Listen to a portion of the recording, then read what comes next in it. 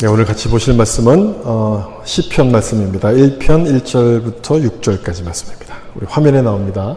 다 같이 일어나셔서 한 절씩 교독하도록 하겠습니다. 복 있는 사람은 악인들의 꾀를 따르지 아니하며 죄인들의 길에 서지 아니하며 오만한 자들의 자리에 앉지 아니하고 오직 여호와의 율법을 즐거워하여 그의 율법을 주야로 묵상하라. 그는 시냇가에 심은 나무가 철을 따라 열매를 맺으며 그 잎사귀가 마르지 아니함 같으니 그가 하는 모든 일이 다 형통하리로다. 악인들은 그렇지 아니하며 오직 바람에 나는 겨와 같도다. 그러므로 악인들은 심판을 견디지 못하며 죄인들이 의인들의 모임에 들지 못하리로다. 무릇 의인들의 길은 여호와께서 인정하시나 악인들의 길은 망하리로다. 아멘. 말씀에 은혜 받으세요. 인사하면서 함께했습니다. 말씀에 은혜 받으세요. 복 있는 사람이라는 제목으로 말씀 나누겠습니다. 이런 제목의 책이 있습니다. 우리 삶의 가장 소중한 것은 모두 한 글자로 되어 있다. 생각해 보니까 그 책 제목이 맞는 것 같아요. 우리 삶에서 가장 중요한 세 가지를 의식주 이렇게 보통 부르죠. 의식주에 해당되는 것들이 전부 한 글자입니다. 우리가 입는 것을 가리켜서 옷이라고 부르죠. 또 먹는 것, 식에 해당되는 것, 밥을 먹어야 됩니다. 그리고 물을 마셔야 됩니다. 그리고 주에 해당되는 것이 집이에요. 그리고 집을 지으려면 땅이 있어야 됩니다. 전부 한 글자예요. 가만히 생각해보면 참 중요한 것들이 한 글자인데 그 외에도 한 글자로 된 중요한 것들이 몇 가지가 더 있습니다. 이런 뭐가 있을까요? 우리 몸, 내 몸이 얼마나 소중합니까? 몸이 중요하죠? 이 몸을 구성하는 뼈, 살, 피, 전부 한 글자로 되어 있어요. 우리 삶에서 가장 소중한 것은 한 글자라는 그 말이 정말 맞는 말인 것 같아요. 소중한 것만 한 글자가 아니고요. 우리가 좋아하는 것들도 가만 보면 한 글자로 되어 있습니다. 여러분, 우리가 제일 좋아하는 게 뭡니까? 뭐니 해도 돈 아닙니까? 돈도 한 글자죠? 또 축복, 복도 한 글자예요. 그래서 우리는 돈과 복을 너무너무 좋아해서 이 두 가지를 거의 동격이라고 생각해요. 그래서 돈을 복이라고 생각하고 복을 돈이라고 생각합니다. 그래서 이제 복을 엄청 우리는 좋아합니다. 영어권에서는 새해가 되면 뭐라고 인사하냐면 해피 뉴 이어 이렇게 인사하잖아요. 우리 한국 사람들은 뭐라고 인사합니까? 새해가 되면 새해 복 많이 받으세요. 복 받으라고 인사합니다. 그리고 봄이 되면 뭐 지금은 안 그렇겠지만 대문에다가 입춘대길이라고 크게 글씨를 써서 붙이잖아요. 그러니까 복이 들어오기를 기대한다. 뭐 이런 뜻인 거예요. 복을 좋아해요. 복을 좋아하는 것은 인간의 본성이니까 뭐라고 이야기할 수는 없겠지만 그 복을 구하는 방법이 맞는 것인가 하는 것은 좀 생각을 해봐야 합니다. 복과 관련된 사자성어 중에 이런 말이 있어요. 복인, 복과. 복의 원인이 있어야지 복의 결과가 있다. 그러니까 복 받을 일을 해야지 복이 온다. 이런 뜻이에요. 또 하나는 복생유기. 복이 오는 자리가 있다. 이런 뜻인데 같은 복인 복과와 같은 뜻입니다. 이 두 가지는 인간의 삶 속에서 경험을 통해서 복에 대해서 결론으로 만들어낸 말입니다. 이 두 가지 내용을 요약하면 이런 뜻이에요. 복은 우리가 만들어내는 게 아니고 주어지는 것이다. 주는 분이 있다. 이런 뜻인 거예요. 이게 사람들이 만들어낸 결론이에요. 여기까지는 모든 사람들이 다 동의를 합니다. 근데 그 다음부터 의견이 갈라져요. 누가 복을 주는가? 거기에 대한 의견이 달라지는데 그래서 누가 복을 주는가를 찾으려는 사람들이 있고 또 한편에서는 그건 잘 모르겠고 나는 복만 받으면 된다. 이렇게 생각하는 사람들이 있습니다. 그런 사람들은 이 나무에다 가서 빌기도 하고 또 큰 바위에다 가서 빌기도 하죠. 그리고 때가 되면 또 점을 치기도 해요. 복을 주시는 분보다도 복에만 관심을 갖기 때문에 그런데 우리가 생각을 조금만 좀 이렇게 넓혀보면 그 복을 주시는 분을 아는 것이 훨씬 더 유익하다는 것을 우리가 깨닫게 돼요. 복이라는 것은 그냥 일시적이잖아요. 그때 한번 딱 오면 그걸로 끝나는 거잖아요. 그렇지만 이 복을 주시는 분을 안다는 것은 영구적인 거예요. 훨씬 더 우리가 더 유익한 거예요. 사실 우리가 복을 참 좋아하지만 우리만 그런 게 아니에요. 우리보다 더 복을 좋아하시는 분이 있어요. 여러분 누구겠습니까? 복을 아주 좋아하시는 분. 이분이 하나님이세요. 하나님도 복을 엄청 좋아하세요. 우리와 다른 점이 있습니다. 우리는 복을 받아야 되는 입장이고 하나님은 복을 주시는 입장이에요. 이게 다른 점이에요. 창세기 1장에서도 하나님께서 인간을 창조하신 다음에 생육하고 땅에 번성하라고 하시면서 복을 주셨다라고 기억해요. 복을 주셨다. 그 말씀대로 하나님은 복을 주시는 분이고 우리는 그 복을 받아야 되는 사람입니다.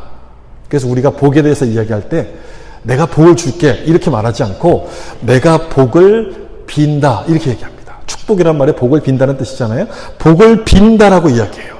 그 말 속에 복을 주시는 분이 따로 있다는 그런 의미인데 성경은 그분이 바로 하나님이라고 이야기합니다. 그리고 그 내용을 가장 잘 설명하고 있는 말씀이 바로 오늘 읽은 시편에 대한 말씀이에요.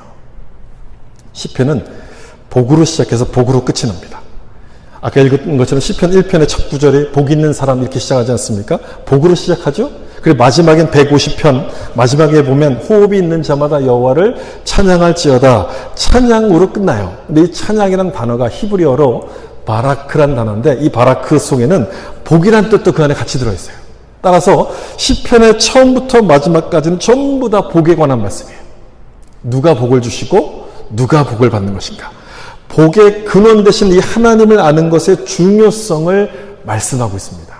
오늘 본문인 시편 1편도 그걸 말씀하고 있어요. 복의 근원이신 하나님을 아는 것에 참 중요하다는 것을 말씀하는데 여기서 두 가지 종류의 사람을 설명해요. 의인과 악인. 두 종류의 사람을 설명하면서 누가 복을 받냐면 의인의 복을 받는다는 것을 이야기합니다. 근데 좀 특이한 게 있습니다. 의인이 복을 받는다라고 설명하는데 그러면 이 의인이 누군가를 설명해야 되잖아요. 우리 생각에는. 그런데 이 의인이 이런 사람들이다라고 이야기하기 전에 먼저 뭘 얘기하냐면 이런 걸 하지 않는 사람들이다라고 먼저 설명해요. 이 점은 참 특이한 점이에요. 여러분 이 내용만 봐도 이걸 하지 않는 사람이라고 설명하는 이 말씀만 봐도 시편이 강조하고 있는 것은 하나님, 복의 근원 되신 하나님과 우리와의 관계가 얼마나 중요한가를 설명한다는 것을 우리가 깨달을 수 있는 거죠.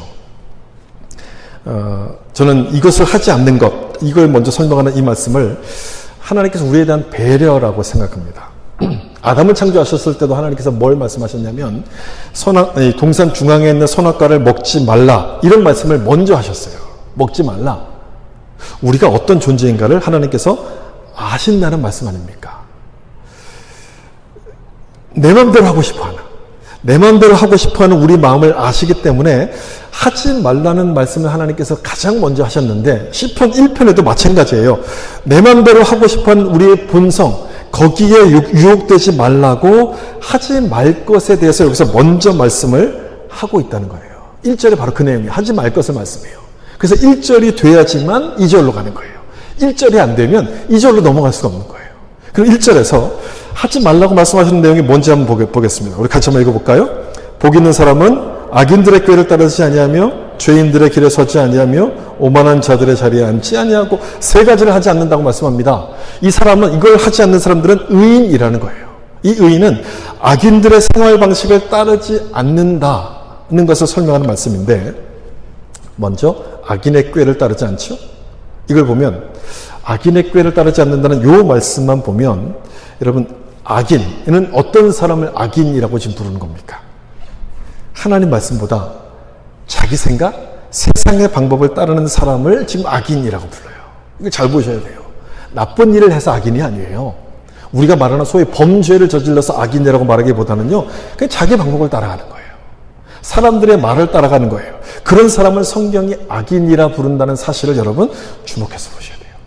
자기 방법을 따른다는 얘기는 하나님 말씀에 순종하지 않는다는 뜻이에요. 그래서 우리도 새겨들어야 될 말씀이에요. 여러분 우리가 하나님을 믿지만 사실 우리가 선택하는 것을 보면 하나님 말씀을 듣고 선택하기보다는 사람들의 이야기를 듣고 우리가 선택하지 않습니까? 여러분들이 밴쿠버에 오셨는데 밴쿠버 올 때 어떻게 결정하고 오셨습니까? 기도하고 하나님의 응답을 받고 여기 오셨습니까? 아니면 남들이 가니까 나도 꼭 가야지. 남들이 가는데 내가 안 가면 뒤처지는 거지. 나도 한번 가보자. 그렇게 생각하고 여기 오셨습니까? 이 악인의 꾀를 따르지 않는다는 것은요. 남들이 다 하더라도 하나님이 원치 않으면 안 한다는 뜻이에요. 반대로 남들이 안 하더라도 하나님이 원하시면 한다는 뜻이에요. 그게 이제 이 의인이라는 얘기가 복 있는 사람의 모습이라는 겁니다. 그 다음에는 뭐라 한다고 돼 있어요? 죄인의 길에 서지 않는다고 돼 있죠? 조금 전엔 악인이라 그랬는데 여기서는 죄인이라고 설명해요. 악인이 곧 죄인이라 그런 뜻인데 죄인들이 걷는 길이 따로 있다는 거예요. 거기에 대해서 자세히 설명드리진 않겠고요. 그렇지만 의인은 그 길로 가지 않는다라고 설명합니다. 왜 가지 않습니까? 그 길은 멸망으로 이어지는 길임을 알기 때문에 의인은 죄의 길로 가지 않고 하나님의 길로 갑니다. 그럼 세 번째, 오만한 자들의 자리에 앉지 않아요. 오만한 자를 하나님을 조롱하는 사람, 교만한 사람, 여러분 이렇게 이해하시면 될 것 같아요. 의인은 그런 일에 동참하지 않는다는 거예요. 그런 생각에 아주 동참하지 않는다는 거예요. 뭐 더 자세한 것들을 말씀드릴 수 있겠지만 오늘은 여기 나오는 동사들만 좀 봤으면 좋겠어요. 악인의 꾀를 따른다는 것, 죄인들에게 선다, 오만한 자의 자리에 앉는다. 요 세 동사만 좀 보시면 좋겠는데 따르다, 서다, 앉다 이 세 동사는요. 죄를 짓는 단계를 설명해 주는 단어들입니다. 악인이 죄를 짓는 단계를 이렇게 보여주는데 점점 더 심해져요. 처음에는 그 사람 말을 듣고 그냥 따라가요. 그러다 어떻게 합니까? 거기에 서 있어요. 그 다음에는요, 아예 그 자리에 주저앉아버려요. 죄라는 게 그렇다는 거예요. 죄라는 것은요, 한 번 딱 내 마음속에 들어오기 시작하면 줄어들지 않습니다. 절대로 죄는 작아지지 않아요. 점점 더 커지는 거예요. 그래서 우리를 더 타락하게 만든다는 것을 말씀하는 내용이에요. 그래서 데살로니가전서 나온 것처럼 악은 어떤 모양이라도 버리라. 그렇게 말씀해요. 어떤 모양이라도 버리라. 죄의 길에는 전혀 눈길도 주어서는 안 된다는 거예요. 악인들이 이런 모습인데 복 있는 사람은 이런 모습이 아닌 거죠. 내가 무엇을 따르고 내가 어디에 서 있고 그리고 어디에 앉으려고 하는지를 살펴보는 사람이 복 있는 사람이에요. 그래서 이 사람들은 뭘 하냐면 2절의 말씀 같은 내용들을 합니다. 오직 여호와의 율법을 즐거워하여 그 율법을 주야로 묵상하는 자로다. 내가 어디에 앉아있는지를 알아야 되니까 하나님 말씀을 계속 묵상하는 거예요. 그 두 가지를 해요. 율법을 즐거워하고 율법을 묵상해요. 이건 해도 되고 안 해도 되는 그런 권고사항이 아니고요. 해야만 되는 책임이에요. 의무를 설명하는 말씀이에요. 의인이라면 율법을 즐거워해야 되고 또 묵상한다. 이게 이제 책임이고 이게 의무라는 것인데 제가 의무라고 설명을 드렸지만 딱 읽어보시면 억지라는 느낌이 들지 않아요. 원래 의무는 좀 뭔가 이렇게 억지로 강제적인 그런 의미가 담겨 있는데 여기를 읽어보면 전혀 억지라는 느낌이 들지 않습니다. 왜 들지 않냐면 율법을 즐거워한다고 돼 있어요. 즐거워하는 사람은 억지로 하는 게 아니에요. 자발적으로 하는 거잖아요. 바로 그 모습이야. 즐거워서. 말씀을 사랑하고 성경 안에서 기쁨을 누리기 때문에 이거를 즐겁게 하는 거예요. 여러분 성경 안에서 기쁨을 누려요. 어떻게 하면 기쁨을 누립니까? 예를 들어서 원수를 사랑하고 또 어려운 자들을 도우라 성경이 말씀해요. 근데 그 말씀을 읽으면 잘 안 되잖아요. 잘 안 되는데 내가 힘을 다해서 순종을 딱 해요. 아, 어려운 사람 내가 도와줘요. 그러면 내 마음속에 어떤 마음이 생깁니까? 기쁨이 생겨요. 하나님 말씀대로 했구나. 그렇게 도와주었구나라고 하면서 내 마음에 기쁨이 생기는 거예요. 이 기쁨은요, 내가 원하는 물건을 샀을 때의 기쁨과는 비교가 안 되는 거예요. 완전 다른 기쁨이에요. 내 것을 주고 내 시간을 손해보면서도 그 사람을 도와주었을 때 그 마음속에서 기쁨이 생기는 것인데 그래서 그 기쁨을 누리다 보면 율법을 즐거워하게 됩니다. 억지로 지키는 게 아니라 즐거워하게 돼요. 그리고 그 기쁨을 계속해서 누리길 원하기 때문에 뭐를 읽기 시작하냐면 성경을 읽기 시작해요. 하나님의 뜻이 뭘까? 그걸 찾고 싶어서 성경을 읽어요. 그래서 율법을 주야로 묵상한다라고 되어 있습니다. 이 묵상이란 말은 한 번 읽고 끝나는 것이 아니라 계속해서 중얼거리고 되뇌이고 기억하는 것. 이게 이제 묵상이에요. 주야로 밤낮으로 말씀을 기억하는 거죠. 여러분 생각해 보세요. 요즘처럼 바쁜 세상에 하루 종일 성경을 묵상한다면 어떻게 사람들이 볼까요? 아침에 전화했는데 성경 묵상하고 있다고 그랬어요. 근데 오후에 전화했더니 나 지금도 성경 묵상하고 있는 중이야. 그럼 여러분 어떻게 보시겠습니까? 야, 지금 그럴 때 열심히 일해야지. 이런 생각 들잖아요. 참 미련해 보여요. 미련해 보이는데 시편은 이런 사람을 복 있는 사람이라고 부른다는 거예요. 좀 굉장히 충격이었어요. 우리는 합리적이고 논리적이고 잘 시간을 분별하면서 살아야 된다고만 생각하는데 성경은요 그렇게 말씀하지 않아요. 성경을 종일 주야로 묵상하는 사람이 복 있는 사람이라 불러요. 그 말은 여러분 무슨 말입니까? 성경 묵상하는 길이 복 받는 길이고 우리가 복 있는 사람이 되는 길이 바로 성경 묵상 안에, 성경 안에 있다는 그런 뜻인 거예요. 앞에서도 제가 시편 1편이 복받는 비결이기보다 복의 근원이신 하나님을 아는 것이라고 제가 설명을 드리지 않았습니까? 여러분, 그런 면에서 이 말씀을 보면 성경 묵상이 왜 중요한 것인지를 우리가 알게 돼요. 성경을 묵상하면 묵상할수록 누구를 더 깊이 알아요? 하나님을 아는 거예요. 복의 근원 되신 하나님을 알게 되는 것이고, 또한 성경을 통해서 내가 가야 될 길, 그리고 내가 해야 될 일을 알기 때문에 이 사람의 삶은 복이 있는 사람이 되는 거죠. 그렇다면 여러분, 성경을 막 묵상하고 싶은 생각이 들지 않습니까? 묵상하셔야 돼요. 읽는 것도 중요해요. 읽는 것도 해야 되지만 읽고 그 말씀을 묵상하는 게 훨씬 더 중요해요. 이 사실 꼭 기억하셔야 돼요. 성경을 읽고 묵상하는 것. 우리는 유대인들이 성경을 열심히 가르친다, 자녀들에게 열심히 가르친다는 것을 우리는 잘 알고 있죠. 왜 이들이 성경을 열심히 가르칠까요? 이유가 있을 것 아닙니까? 왜 성경을 자녀들에게 열심히 가르칠까요? 여호와를 경외하는 것이 지혜의 근본임을 이들은 알기 때문에 그래요. 지혜의 근본임을 알기 때문에 성경을 가르쳐요. 이스라엘이라는 나라는 한국에 비하면 4분의 1도 안 됩니다. 인구수가 아주 작은 나라예요. 사교육이 한국을 따라오지는 못해요. 사교육을 우리가 훨씬 더 열심히 해요. 한국 사람은 더 열심히 해요. 그럼에도 불구하고 인구 대비 노벨상 수상자가 세계에서 제일 많습니다. 이 이스라엘이. 뭐 숫자로만 따지면 한 10몇 명 얼마 안 되는 것 같은데요. 인구 대비로 따지면 가장 많아요. 성경 묵상의 결과가 무엇인지를 우리가 좀 이렇게 가늠해 볼 수 있는 것 아니겠습니까? 미국에 있는 재벌의 23%가 유대인들이고요. 지금은 통계가 좀 달라졌을 것 같아요. 예전 통계인데 대학 교수 35%가 유대인인데 이걸 보면서 한 미국 대학에서 연구를 하기 시작했어요. 왜 이 사람들은 이렇게 많을까? 이 사람들은 태어날 때부터 머리가 좋은 것인가? 여기에 대해서 연구를 했어요. 결과가 뭐냐면 유대인 아기들이 동양인 아이보다 훨씬 더 미숙하게 태어난 아이들이 많았대요. 우리가 더 똑똑하대요. 동양인 아이들이요. 훨씬 머리가 좋대요. 그런데 어떻게 이렇게 우수한 민족이 됐을까? 교육의 그 방법, 교육의 내용, 교육의 장소가 달라서 이런 결과들을 냈는데 이 중에서 교육의 내용만 좀 보면 이유가 아주 분명해져요. 유대인들은요, 5살이 되면 성경 연구를 시작하게 해요. 그리고 10살이 되면 미쉬나를 배우게 하는데 이 미쉬나는 탈무드처럼 지혜를 기록한 책이에요. 그리고 13살이 되면 이제 성인이 지나게 되죠. 율법을 연구하도록 하고 15살이 되면 탈무드를 연구하도록 합니다. 이 미쉬나와 탈무다는 성경에서 나오는 지혜를 기록한 책이에요. 근데 성경과 다 연관이 되어 있는 책인 거죠. 어렸을 때부터 이 지혜의 근본인 하나님 말씀을 읽고 연구하게 만드니 지혜로운 민족이 되는 것은 당연한 결과인 거예요. 여러분, 말씀 묵상이 그래서 중요합니다. 말씀 묵상이 그래서 중요해요. 세상에 줄 수 없는 지혜가 이 성경 속에 있기 때문에 우리가 복받은 자로 지혜로운 자로 살기를 원한다면 여러분 성경을 읽고 성경을 묵상하셔야 돼요. 우리가 이 먼 곳까지 온 것도 사실은 우리 아이들의 미래를 위해서 온 것 아닙니까?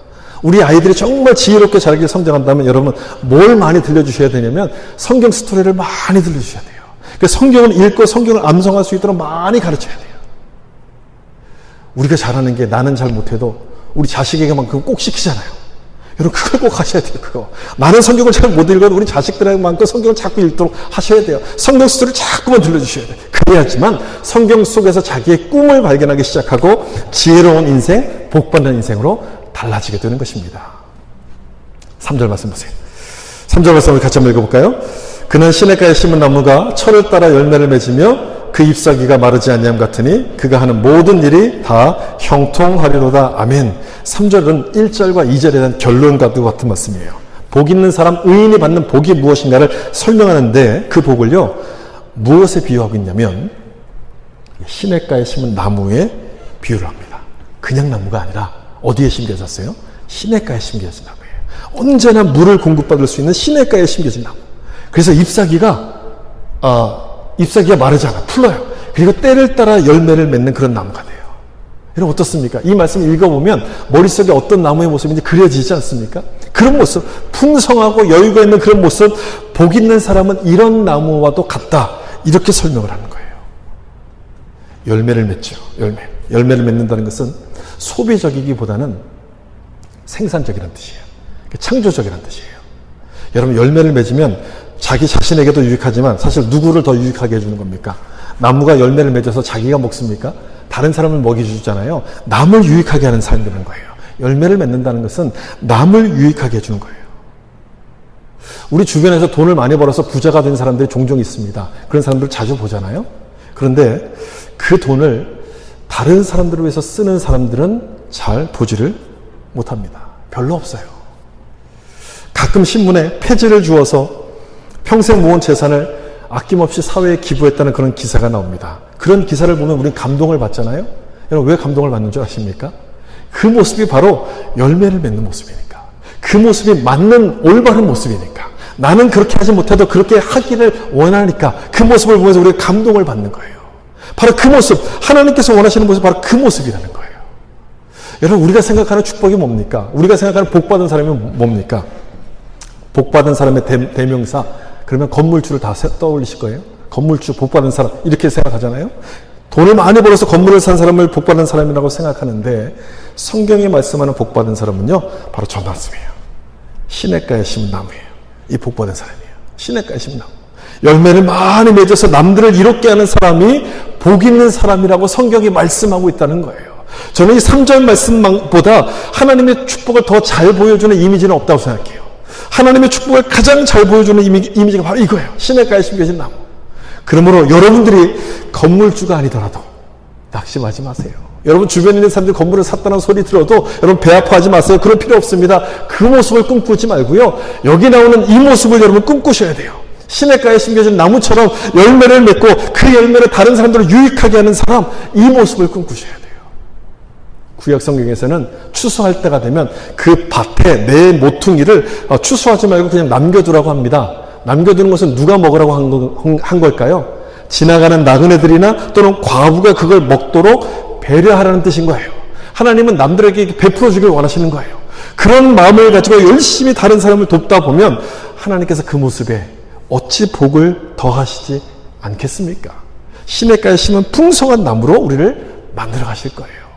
삶이 힘들고 미래가 불확실해서 우리 마음이 참 힘들다 할지라도 이 말씀처럼 하나님을 믿는 나는 시냇가에 심은 나무라는 사실을 여러분 믿으셔야 돼요.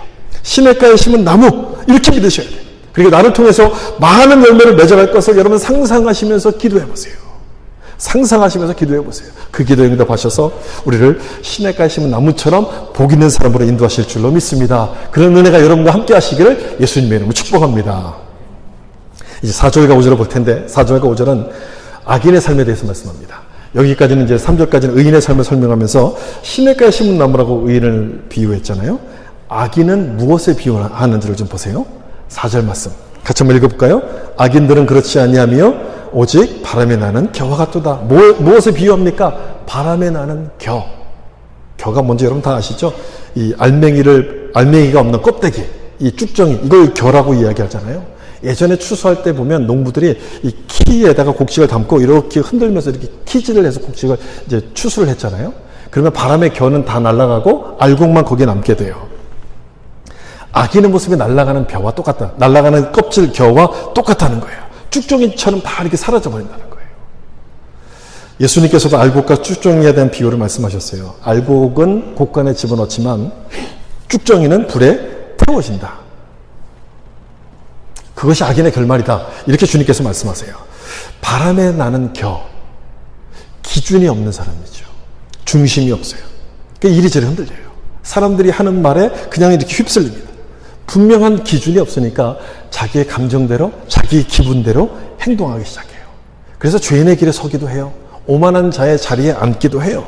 그게 성공이고 그게 최고라고 생각하기 때문에 그렇게 하지만 이 말씀처럼 바람이 불면 그냥 날아가 버리는 겨와 똑같은 겁니다. 악인의 결말이 이렇게 허무하게 끝난다는 거예요. 5절에도 보면 그러므로 악인들은 심판을 견디지 못하며 죄인들이 의인들의 모임에 들지 못하리로다. 심판을 견디지 못한다고 되어 있잖아요. 하나님께서 우리를 불로 심판하실 텐데 또는 불로 시험을 하시는데 우리의 믿음이 겨와 같은 쭉정이라면 그 시련을 견딜 수 없어요. 그냥 타버릴 거예요. 흔적도 없이 사라져버릴 거예요. 그렇지만 우리의 믿음이 금과 같은 정금 같은 단단한 보석으로 만들어진 것이라면 그 불의 시험과 연단을 다 견뎌낼 거예요. 따라서 악인은 의인들의 모임에 들지 못하리로다. 들어갈 수가 없다는 거예요. 하나님이 예비하신 축복에 들어갈 수가 없는 거예요. 그렇지만 의인은 어떻게 되는가 보세요. 5절에 있는 것처럼 의인들의 모임에 들어간다고 되어 있잖아요. 의인들의 모임 이렇게 되어 있어요. 여러분들이 1절을 읽을 때 기억하실지 모르겠지만 복 있는 사람, 의인을 가리킬 때는요. 그게 단수로 시작합니다. 의인은 단수고 악인들은 복수로 기록되어 있어요. 악인들, 죄인들, 오만한 자들 이렇게 복수로 기록되어 있어요. 그래서 5절에 딱 가면요. 이 의인이 복수로 나와요. 의인들의 모임 이렇게 딱 기록해요. 처음에 단수로 기록하다가 이 마지막에 가면 의인들의 모임 복수로 기록하는데 여러분 이게 도대체 무슨 뜻일까요? 하나님이 뭘 말씀하려고 이렇게 말씀하셨을까요? 저는 이런 거라고 생각해요. 우리가 늘 고민하는 게 있잖아요. 신앙생활을 하면서 고민하는 거 뭐냐면 예수 믿는 나보다 믿지 않는 사람들이 훨씬 잘 되는 거예요. 예수 믿는 나는 늘 힘들게 사는데 우리 주변에 있는 많은 믿지 않는 사람들은 다 잘 되는 거예요. 하는 일마다 잘 되고 성공하고 그런 것처럼 보여요. 그리고 나를 괴롭히는 원수들은 늘 많아요. 늘 나는 혼자인 것 같아요. 이게 우리들의 고민 아닙니까? 영적인 고민이에요. 그래서 나 홀로 외로이 신앙생활을 한다, 영적 싸움을 한다라고 우리는 느껴요. 그 단수로 시작해요. 의인. 근데 나중에 하나님의 때가 되면 어떻게 되냐면 여기 있는 말씀처럼 그 상황이 역전이 된다는 거예요. 역전. 의인들의 모임. 하나하나 흩어져 있던 사람을 하나님이 다 모으신다는 거예요. 하나님의 때가 되면 승승장구하던 이 악인들을 심판하시고 의인들의 손을 들어주셔서 하나님이 예비하신 이 천국 잔치에 참여하도록 하나님이 인도하신다는 소망을 주시는 말씀인 거예요. 그래서 외로이 믿음을 지켜나가는 우리들이 마지막 때에 하나님 나라에서 영광을 누리게 하신다는 것을 설명하시는 말씀. 의인들의 결말은 이렇다. 이렇게 설명하시는 말씀이에요. 감동이 되지 않습니까, 여러분? 그리고 마지막에 나오는 6절. 다시 한번 의인과 악인의 결말을 요약하는데 같이 한번 읽어보겠습니다. 무릇 의인들의 길은 여호와께서 인정하시나 악인들의 길은 망하리로다. 아멘. 의인은 하나님께서 인정하시지만 악인은 인정을 받지 못해요. 인정받지 못하기 때문에 그들의 인생은 망하는 거예요. 여러분 이 말씀에서 보셔야 될 것이 뭐냐면 인생의 흥망성쇠를 결정하는 분이 누군가 하는 그 점을 여러분 보셔야 돼요. 인생의 흥망을 결정하는 분이 누굽니까? 하나님이라는 거예요. 우리 삶에서 그래서 가장 중요한 것은 축복, 복 그 자체보다도 이 복을 누가 주시는가. 그래서 이 부분이 중요한 거예요. 복을 주시는 분이 누군가, 그분이 중요한 거예요. 그분이 하나님이심을 알고 그 하나님께 인정받는 삶을 사는 것이 가장 중요한 길이다라고 말씀을 하는 겁니다.